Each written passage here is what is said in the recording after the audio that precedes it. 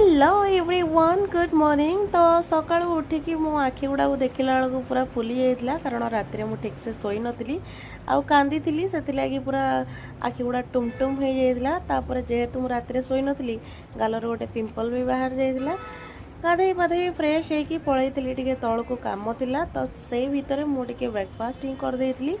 तापर आसिली पनीपरिया काटियापी कंचा लंका गुड़ाक मुझे ही स्टोर करके रखे आपण मैंने केमती रखती मत जनइबे। ये डालमा मुझे सब पनीपरिया काटी देइतिली। अरुआ भात जेहेतु एतिकी थिला तो तापाई टिके पनीपरिया काटी देइतिली माने फ्राइड राइस बनवाई।